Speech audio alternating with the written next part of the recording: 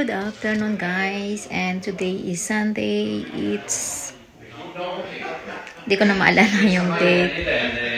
March ano ba ngayon? 17, and time check is 2 o'clock. May bisita kami, yung pinsan ng asawa ko at yung asawa nila. So, busy ako from yesterday and today. Kahapon nag-work ako ng 7 to 13 kasi weekend work ko talaga ngayon. Sana meron din ako 7 to 15, kaso nakipagpalitan ako sa kasama ko kasi kailangan ko mag-prepare. Apat kasi kami na couple, so nag-ano kami, alternate every year. And this year is yung aming turn. So, ipapakita ko guys sa inyo yung setup ng table. Simple lang.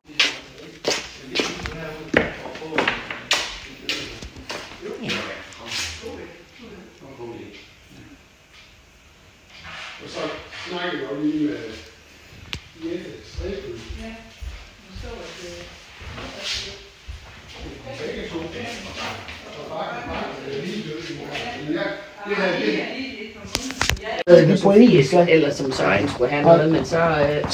And it's ano na guys, 3 ng hapon, malapit na, and we're gonna warm ko to. Ito yung kakainin namin ngayon, coffee para sa coffee, and dito. So i-warm up natin.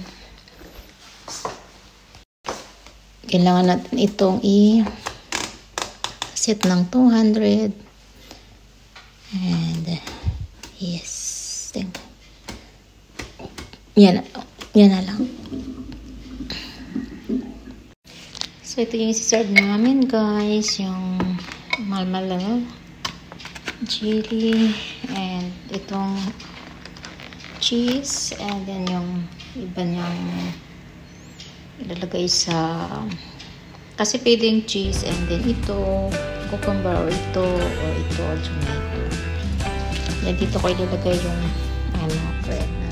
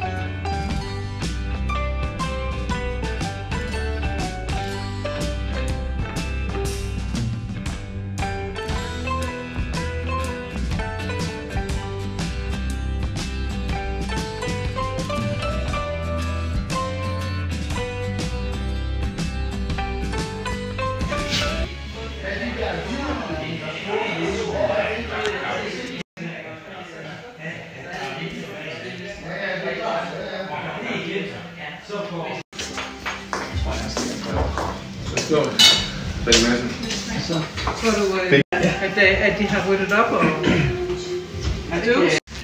Som en liten limbo-kost. Men ellers. Du skulle få gejsel, griner.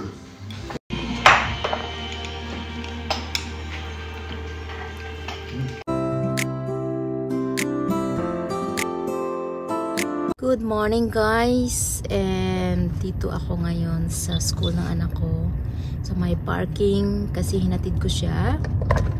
At ang work ko mamaya is from 2 o'clock to 9 ng gabi. So normally pag gabi ako, ano lang naman, I think once in a week na may night shift ako sa work ko mismo. So hinahatid ko siya. So pag wala akong extra work, yun, may hatid ko siya at masundo.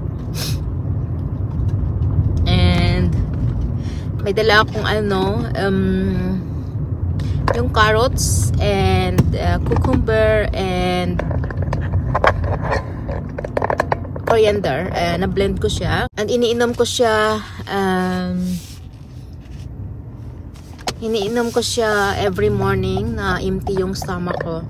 Actually, 4 days pa lang ako umiinom nito. Nakita ko lang siya. So, susubukan ko lang. And then, syempre, sabayan ng exercise. Actually, 2 days din akong wala exercise kasi alam nyo guys kung bakit. Nung Sabado ng gabi, nagluto na agad ako ng main menu namin para sa naging bisita namin kahapon. And gumawa na rin ako ng yung starter and na prepare ko na din yung rababa mousse. So busy ako, wala akong time talaga mag-workout nung Sabado. And then kagabi rin kasi 9 na sila nakauwi. Kaya siyempre ang daming hugasan, ang daming aayusin. And siyempre tumulong naman yung anak ko at yung asawa ko. So hindi rin nakapag-exercise. So 2 days na hindi na-exercise. And okay lang. So I hope nga today maka-exercise ako, no. Pero may mga ino-organize kasi ako ngayon sa sa kitchen namin dahil every time kasi may bisita kami, nahirapan akong kumuha ng plates. So, nilagay ko siya doon sa kitchen talaga, sa drawer. Para madali na lang. And then yung hindi gaano namin ginagamit, ilalagay ko na lang doon sa cabinet na pinanggalingan ng plates kung saan ginagamit namin pag may bisita. And pagdating ko ng bahay, mag-CR muna ako guys. And yeah, i-continue ko yung gagawin ko. Actually, kagabi din kasi after kong nag-ayos, may mga 1 hour pa naman sana ako bago matulog. No, pwede pa akong ma-exercise the time. Pero, inuna ko yung TikTok eh. Nagti-TikTok kasi ako, sumasayaw ako sa TikTok. Alam mo yan. Kasi, gusto ko yung pag tumanda na ako, yung nakikita ko yung mga ginagawa ko nung kabataan pa. Ayoko yung picture normally kasi walang buhay. Kaya iyan din yung reason or ito din yung reason kung bakit ako nagre-record ng daily life ko. Not really daily, pero yung vlog ko is daily life.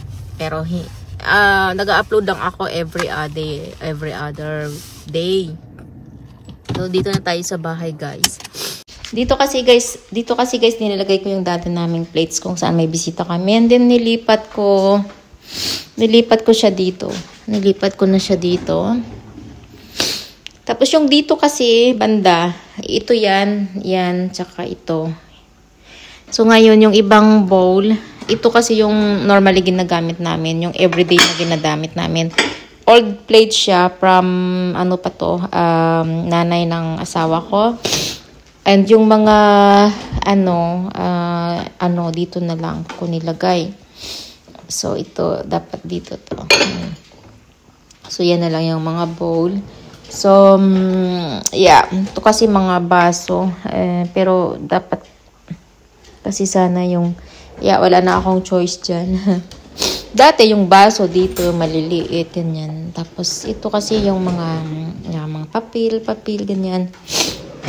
Ito naman yung mga daming mga nagamit sa kitchen. Ito mga kutsara and ito kasi mga kutsilyo naman. So dito inayos ko rin siya. Yan na siya.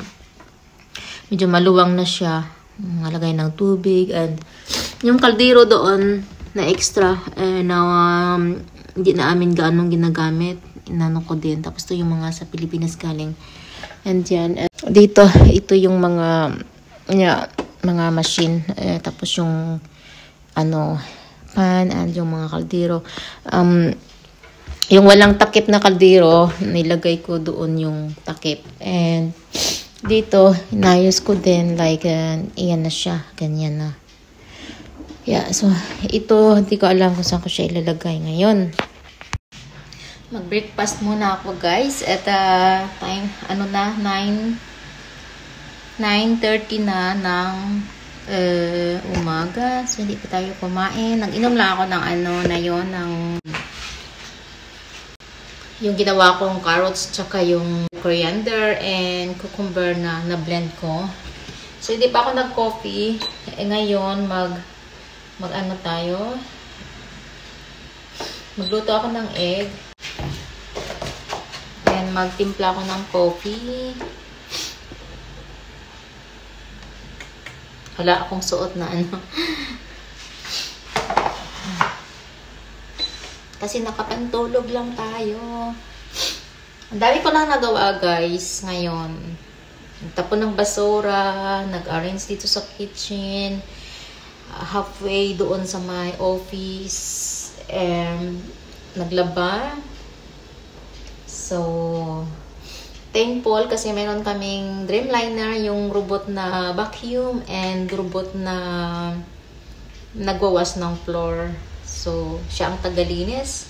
Binili yan ng hubby ko, ni Mr. ko, kasi wala na daw akong time maglinis ng bahay. So, binilhan daw niya ako niyan para easy daw sa akin. Kasi normally guys, pag umuwi ako from work, nagte-take a nap ako. So, yun yung routine ko. Most of the time talaga, most of the day, nagte-take a nap ako after work. Kahit na 1 o'clock ako matapos ng hapon or 3 o'clock ng hapon, nagte-take a nap ako. Actually, minsan hindi lang nga take a nap eh. Parang 1 hour and a half na natulog.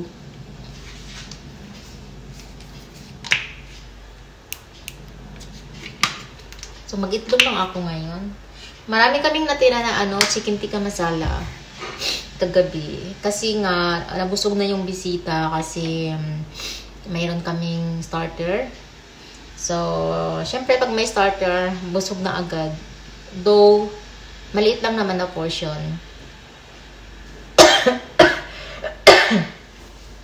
Pero,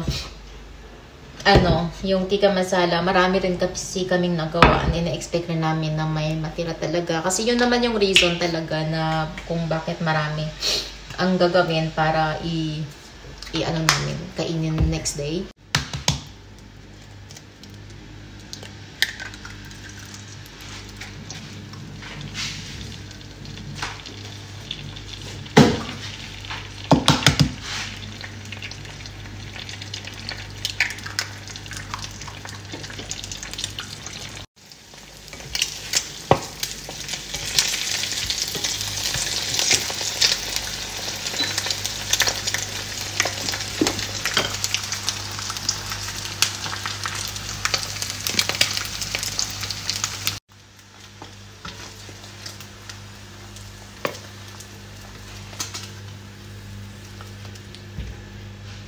So, yun guys, may food na ako, egg lang, tsaka coffee na black coffee, and thank you for watching guys. This is it for today, and I'll see you for my next vlog, and God bless. Bye bye.